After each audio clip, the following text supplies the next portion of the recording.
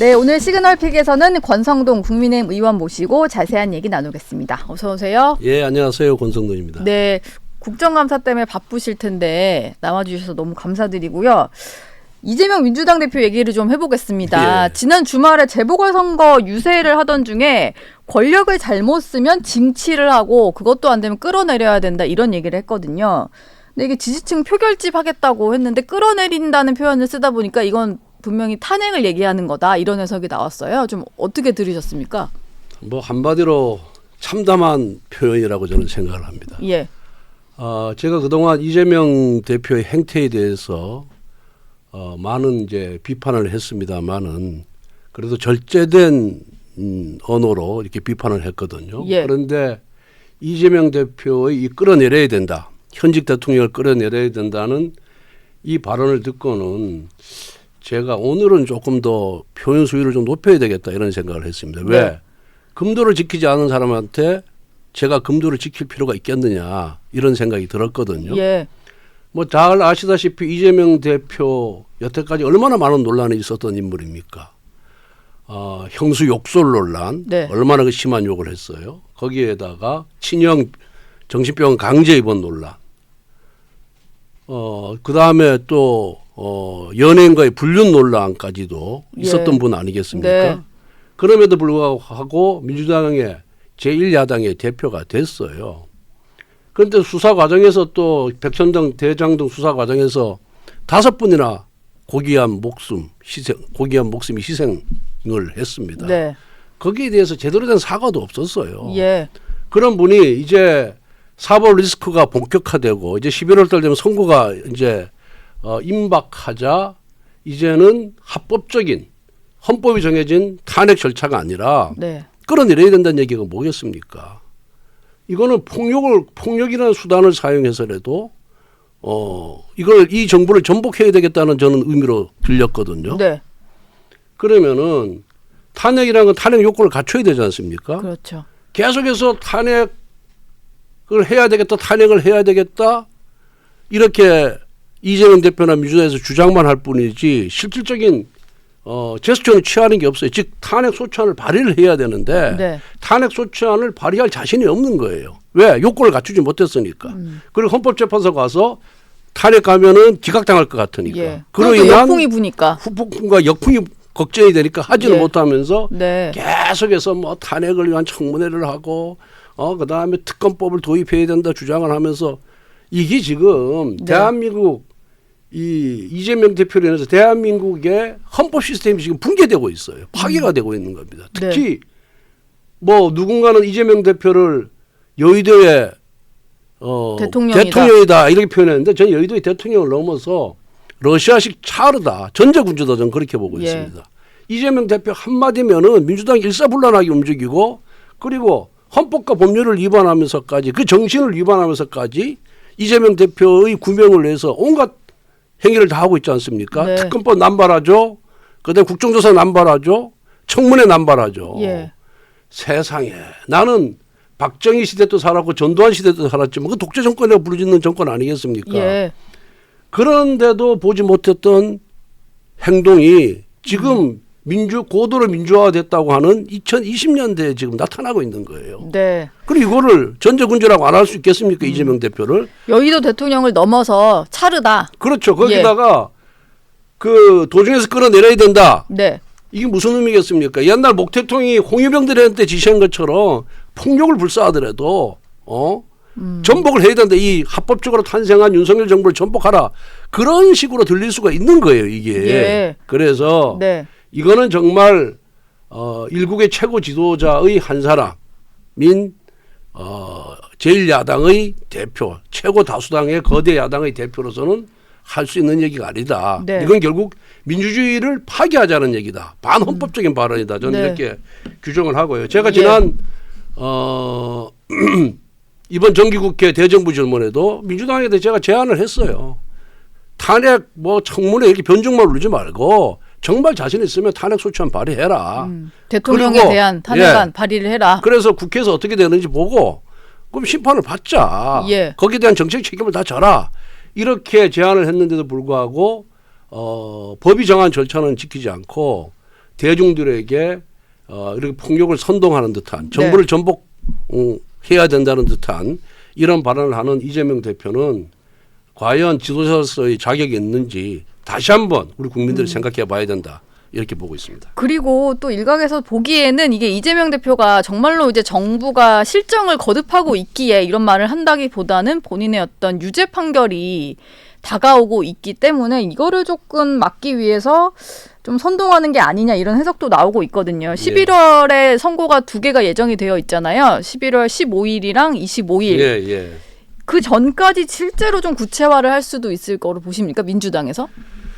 뭐 민주당이 지금까지 한 행태를 보면은 뭐 못할 짓이 없겠죠. 예. 그렇지만은 탄핵 소추안 발의 자체는 엄청난 정책 부담이 있기 때문에 네. 그렇게 쉽게 나아가기는 어려울 것이다 이렇게 보고 있습니다. 그런데 지금 이재명 대표는 자신의 그런 범죄 혐의에 대해서 무죄라는 자신이 없는 거예요. 네. 무죄에 자신이 있는 사람들은 법정에서 조용히 판사를 설득하려고 하지 대중들을 상대로 국민들을 상대로 내가 억울하다. 검사의 이런 판단이 잘못됐다. 이런 주장을 안 하거든요. 예. 저도 과거 문재인 정부 때 정치 탄압으로 수사 받으셨었잖아요. 구속영장이 청구되기도 하고 기소돼가지고 1, 2, 3심 다 무죄 나왔잖아요. 그때 불체포 특권 포기하고 나가셨었잖아요. 그렇죠. 불체포 등거 포기하고 영장 심사 받으러. 영장 심사까지 받고 이제 기각이 됐는데 그때 저는 기자들이 물으면 짤막하게 간단하게 대답을 했지. 예. 이렇게 구구절절 모든 범죄 사실에 대해서 이게 이래서 안 되고 저래서 안 되고 이런 얘기를 해본 적이 없어요. 네. 그리고 여태까지 법원에서 무죄를 받은 사람들을 보면은 예. 법정에서 다 변론을 하지 법정 밖에서 변론 안 합니다. 네. 그런데 이재명 대표가 법정에서 자신이 그 방어 수단이 있음에도 불구하고 거기에서 주장하는 것보다 법정 밖에서 정치적인 선동이라든가 정치적인 변론을 더 많이 하고 있어요. 그 네. 이유는 뭐냐? 자신이 없기 때문에 그렇습니다. 그러니까 이재명 대표가 살 길은 뭡니까? 대통령 탄핵시키고 조기 대선에서 내가 대통령이 되거나 민주당의 인사가 대통령이 되면은 나는 살아날 수 있다. 이거 해법 이거 하나밖에 없으니까 이렇게 탄핵, 국정조사, 각종 반헌법적 법률 남발 이거를 지금 이런 수단을 사용하는 거예요. 다시 예. 말씀드려서 예. 새로운 선거로 자신의 범죄를 덮겠다. 이런 이제 의지를 갖고 이렇게 움직이고 있거든요. 네. 그래서 이런 부분은 반드시 국민의 심판을 받을 것이다. 네. 이렇게 사법 시스템을 붕괴시키고 헌법 시스템을 붕괴시킨 사람이 어떻게 민주주의 국가에서 대통령이 될 수 있겠습니까? 이재명 대표가 지금 공직선거법으로 징역 2년이 구형이 됐고 위증교사 혐의는 3년이 구형돼서 예. 이제 선고를 앞두고 있는데 남은 그 사건도 꽤 많이 있습니다. 특히 불법 대북송금 의혹 사건과 관련해서 앞서 이미 이화영 전 경기부지사 같은 경우는 유죄 또 중형 9년이 나왔죠. 네, 1심에서. 중형을 선고를 9년 6개월인가. 받았고 예. 근데 이 대표는 계속 이화영 전 부지사에게 중형을 내린 재판부 말고 다른 곳에서 재판을 받겠다 이렇게 추가로 또 재배당 요청을 한 것 같아요. 이게 피한다고 피할 수 있는 문제인지는 잘 모르겠는데 좀 이게 논리가 있는 요청입니까? 재배당을 요청을 계속 하는 게? 저는 처음 들어봅니다. 원래 네. 한 재판부가 공범들 전체를 다 재판하는 것이 지금까지 관행이고 원칙입니다. 예. 왜? 사건이라는 것이 뭐 A 재판부, B 재판 하나의 사건을 갖고 여러 재판부에서 나누다 보면 결론이 달라질 수도 있고 예. 또 판단이 달라질 수도 있고 여러 가지 또 문제가 발생하잖아요. 소송 경제적 측면에 봐서도 비효율적이에요. 예. 그래서 공범은 하나의 재판부에서 재판하는 것이 지금까지 원칙의 관행인데 네. 이화영 부지사에 대해서 유죄 판결을 선고했으니까 자기도 유죄 판결을 받을 가능성이 농후한 거 아니겠습니까? 크겠죠 아무래도. 네. 그래서 그걸 피하기 위해서 지금 재배당 요청을 하는 거예요. 아무런 명분이 없는 거죠. 네. 저도 검사 출신이라고 이 사법에 오래 종사했지만 이런 경우를 처음 봅니다. 네. 근데 이거 재판부에서 받아들일 그러니까 수도 없는 거잖아요. 받아들일 수도 없고 예. 공범에 대해서 유죄 내렸다는 이유로 기피 이렇게 재책 기피한다면 그럼 무죄 내린 사람도 재책 기피해야 되겠죠. 예. 그러니까 이게 말이 안 되는 소리고 네. 또 이와 관련돼서 뭐 민주당 이건태 의원이 법안을 발의했던데 예. 정말 어이가 없죠. 다시 말해서 이거는 예. 법치 파괴다. 이건태 의원이 발의한 법안이 형사소송법 개정안인데 공범에 대해 유죄를 내린 재판장을 재척 사유에 추가하는 건데 듣다 보니까 아까 말씀하신 대로 공범에 대해서 유죄를 내린 재판장 뭔가 이게 편견을 가질 수 있어서 재척을 해야 된다면 공범에 대해서 무죄를 내린 재판장도 피하는 게 맞긴 맞네요. 네, 그러면 같이 재척을 해야 되겠죠. 예. 같이 돼야 되는데 그것도 안 내렸지 않습니까? 그건 무죄는 빼고 예. 유죄만 넣었던데요. 예. 그러니까 결국은 꼼수죠. 꼼수고 어떻게 하든지 간에 지금 이제 보니까 민주당 의원들이 충성 경쟁이 붙은 거예요. 이재명 대표에 대해서. 그래서 예. 제가 아까 여의도 차르다. 전제 분주다. 예. 라고 제가 표현한 것이 여기에 해당되는 겁니다. 어떻게 네. 하든 충성 경쟁을 벌여가지고 유법적이고 반헌법적인 이런 법안을 막 발의를 하면서 이재명 대표에 대한 충성심을 지금 보이고 있는 거거든요. 네. 예. 그러니까 국민을 위해서 정치를 하는 것이 아니라 정치인이 누구한테 충성해야 됩니까? 국민한테 충성해야 되고 유권자한테 예. 충성을 해야 되는데 국민 유권자는 아랑곳 없이 오로지 자신이 공천권을 쥐고 있고 자신한테 공천을 준 네. 이재명 대표에 대해서 충성하는 모습을 보면서 정말 이 좀 개탄하지 않을 수가 없습니다. 민주당을 떠나오셨던 조응천 전 의원이 뭐 지난주에 여기서 하신 말씀이 기억에 남는데 이미 뭐 내부적으로 그런 식으로 이재명 대표에게 반기를 들 만한 사람들은 당을 다 떠났거나 공천에서 많이 배제가 돼서 지금 민주당 분위기가 그럴 수 있는 분위기가 아니라고 하더라고요. 실제 국회에서 좀 느끼시기에도 기류가 아무리 사법 리스크가 좀 이렇게 가시화돼도 민주당은 이재명 대표 중심으로 뭉칠 것 같다 이런 느낌이신가요? 지금으로 봐서는 그렇습니다. 그런데 뭐 이재명 대표가 3심까지 다 유죄 선고가 돼서 피선거권이 제한이 될 경우에는 네. 좀 달라질 여지가 있지만은 대법원 확정 판결시까지는 지금의 기류가 그대로 유지되지 않을까 그런 걱정을 하고 있습니다. 예. 그리고 그 300명의 국회의원들이 기본적으로 다 양심이 있는 사람들이거든요. 그런데 그 양심에 반해서 이렇게 말도 안 되는 이 청문회를 하자, 또 탄핵을 하자, 또 법안을 제출하고 이런 걸 보면서 이게 참 앞으로 대한민국 정치가 어떻게 나아갈 것인지, 네. 대한민국의 미래가 어떻게 될 것인지 걱정을 하지 않을 수가 없습니다. 여의도 차르만을 바라보는 정치를 민주당 의원들이 하고 있다 이렇게 예. 보시는군요. 예. 그래서 제가 오직 예. 했으면 그 박정희 전두환 시대 때보다 더하다고 그러겠습니다. 그때도 네. 이런 식의 한 사람을 구명하기 위해서 이런 식으로 네. 제도를 악용한 사례가 없었거든요. 네. 예. 주말 동안은요 문재인 전 대통령의 딸 문다혜 씨 음주운전 사건으로 좀 시끄러웠는데요. 이게 또 문재인 전 대통령이 재임 중에 음주운전은 살인행위다, 초범이라도 처벌을 강화해야 된다 이런 발언까지 하면서 그거에 빗대서 좀 그 문재인 전 대통령 일가 자체가 좀 비판을 받는 상황인 것 같아요. 이건 좀 어떻게 보셨습니까? 참 뭐 안타까운 일이죠. 예. 대통령의 자제면은 그 대통령을 역임했던 아버지의 그런 명예를 지키기 위해서 모든 언행에 좀 신중을 기해야 되는데 네. 그러지 못한 점에 있어서 안타깝고 또 비판받아 마땅하다 이렇게 생각을 하고 있습니다. 예. 다만 대통령의 딸이라고 하더라도 법과 원칙에 따라 처벌을 하면 되는 거니까 또 과도하게 처벌을 하거나 과소하게 처벌할 필요는 없다 저는 그렇게 생각을 하고요. 네. 민주당은 민주당 관련 인사가 잘못을 저질러서 형사 처벌을 받거나 사법 처리가 되면 항상 정치보복 프레임을 들고 나오는데 이 것만은 좀 제발 정치보복 프레임을 들고 나오지 않기를 바라고 있습니다. 이거는 사실 어떻게 정치보복으로 엮기에도 애매하잖아요. 본인이 뭐 술을 마신 채 차를 몰았는데 뭐 그럼에도 그게 불구하고 뭐 전부 다는 아니지만 아주 극히 일부에서 또 옹호하는 사람들이 생기더라고요. 너무 과도한 검찰 수사로 인해서 뭐 그런 행동을 했다 이런 식으로요.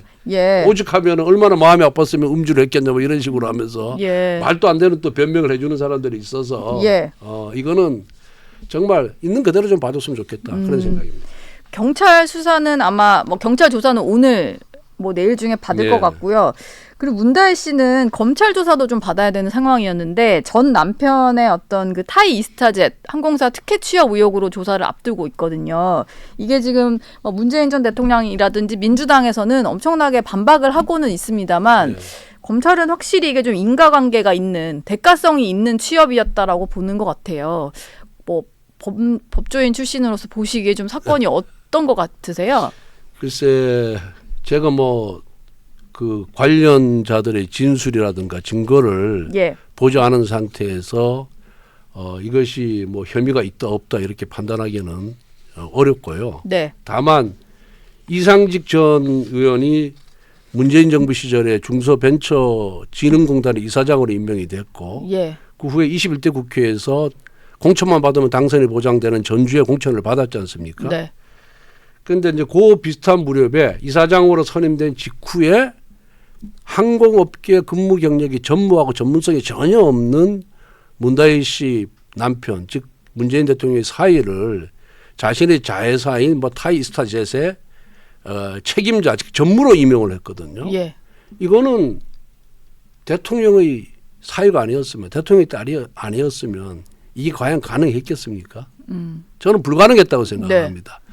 그냥 뭐 이스타젯이라는 항공업체에 말단 사원으로 들어가거나 네. 이런 거는 충분히 뭐 있을 수 있는 일이라고 애써 봐줄 수 있지만은 거기 최고 책임자인 전무로 갔다는 거, 그리고 대표이사보다도 봉급이 더 많이 받았다는 거, 이거는 대통령의 딸 사이가 아니었으면 이루어질 수 없는 일이다. 저는 그렇게 보기 때문에 네. 이건 일종의 매간매직이다. 예. 이렇게 보고 있습니다.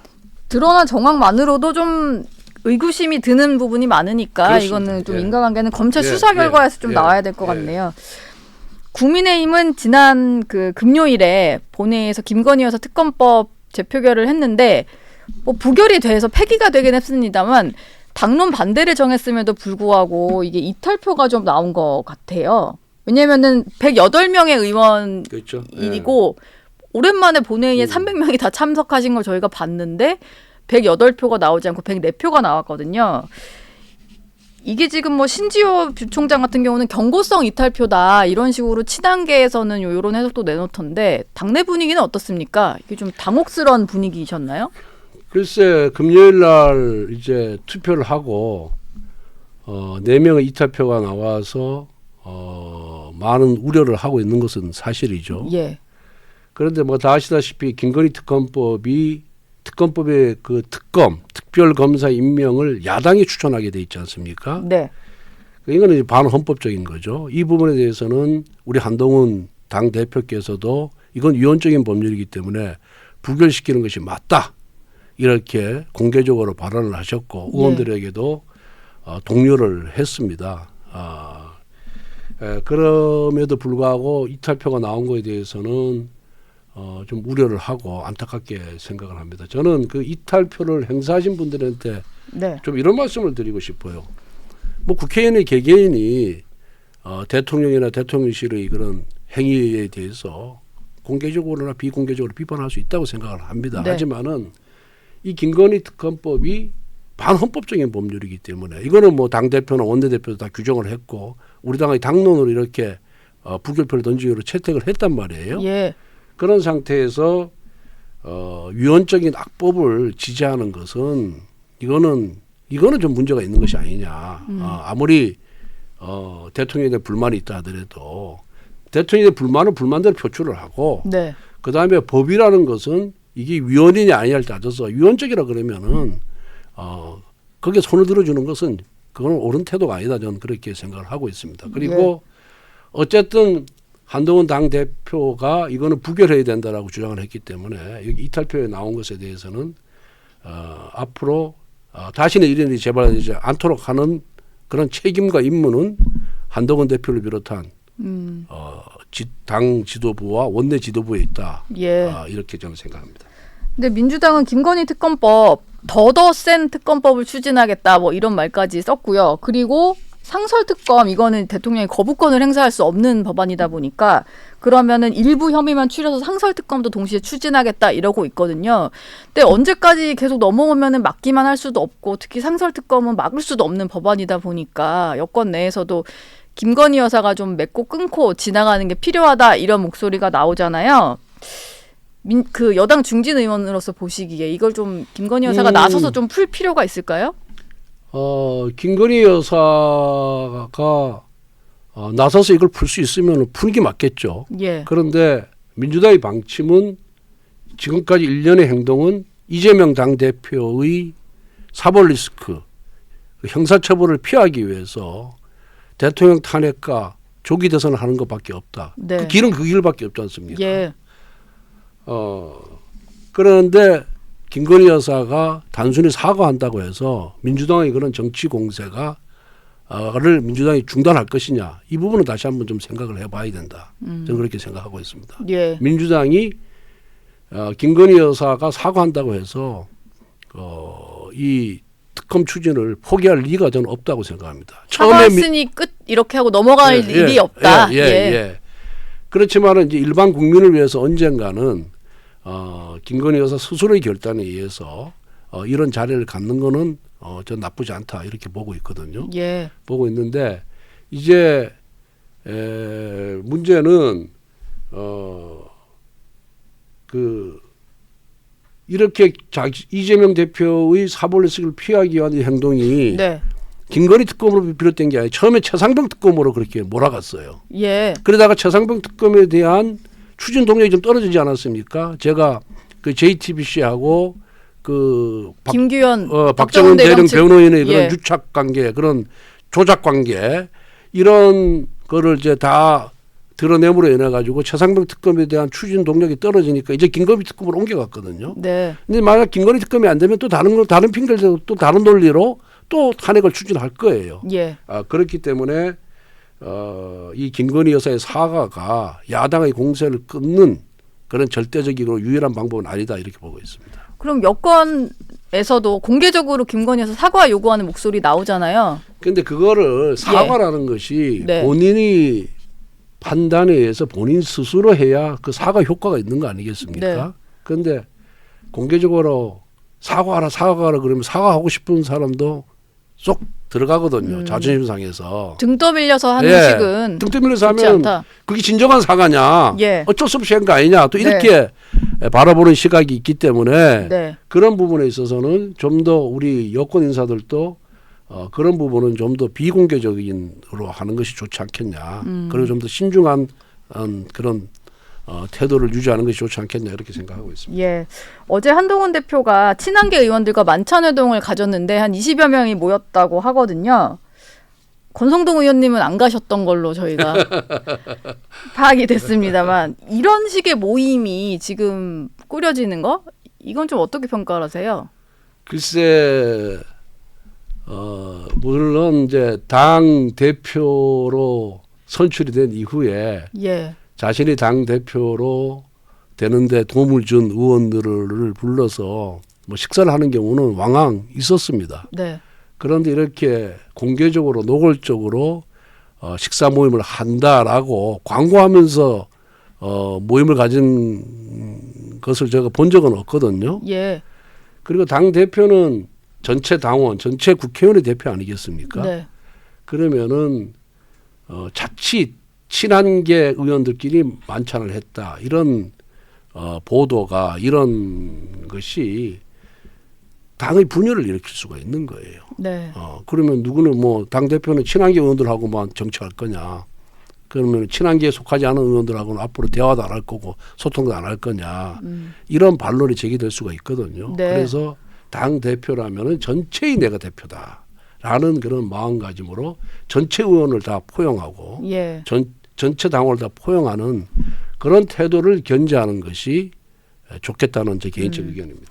지금 한동훈 대표가 그 김대남 전 대통령실 행정관 의혹과 관련해서 진상조사 지시한 것을 두고도 당내에 좀 비판 의견이 나오는 것 같아요. 뭐 홍준표 시장 같은 경우는 국감 앞두고 여당 대표가 대통령실과 다투는 건 정상이 아니다. 뭐 이런 얘기를 했고 나경원 의원 같은 경우도 이 한동훈 대표의 감찰 지시 이거 자체가 좀 해당 행위다 이런 얘기를 했는데 어떻게 보셨습니까? 실제로 좀 저는 저렇게까지 할 건 아니다 이런. 저는 뭐 그 두 예. 분들의 그런 발언에 대해서 제가 뭐 평가를 하고 싶은 생각은 없고요. 네.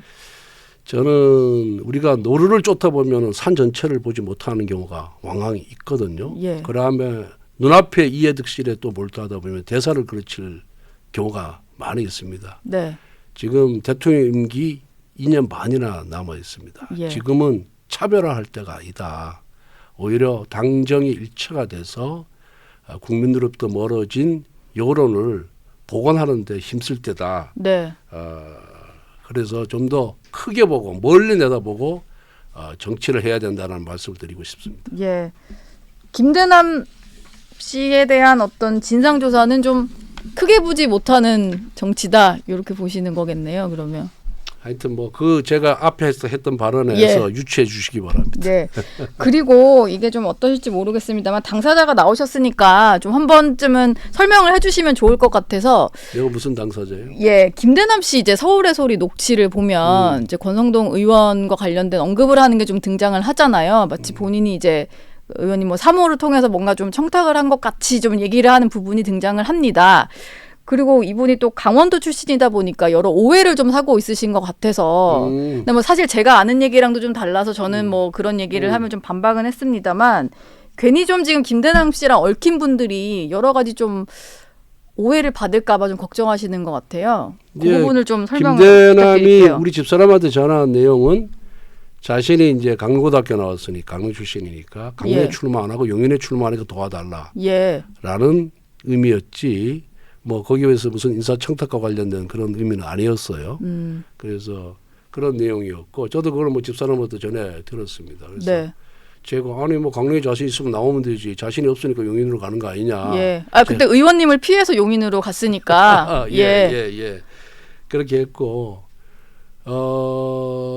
제가 캠프에 윤석열 경선 캠프 이마빌딩에 우리 저 장제원 전 의원이 상황실장을 하다가 아들 문제로 예. 이제 그만두고 나서 제가 총괄본부장으로 들어가 보니까 이미 와서 일을 하고 있더라고요. 그때는 뭐 신지호 전 뭐, 의원이 뭐 추천받아서 그래서 했다 그거는 그랬죠. 뭐 예. 누구 추천받아 들어왔는지 몰랐고 그래 강승규 부본부장 밑에서 일을 하기에 이 친구가 일을 잘하냐니까 일은 열심히 잘합니다. 네. 이렇게 얘기를 해서 그러면 하여튼 뭐 잘 데리고 있어라 이렇게 얘기를 했던 기억이 있고 그 다음에 이제 이 친구가 강남구청장에 공천 신청을 했다 떨어지고 나서 용산이 이제 그러니까 대통령실이 출범한 이후에 뭐 그때가 2022년 5월 10일 날 정부 취임일이니까 그 후에 뭐 9월 달인가에 이제 행정관으로 들어갔거든요. 예.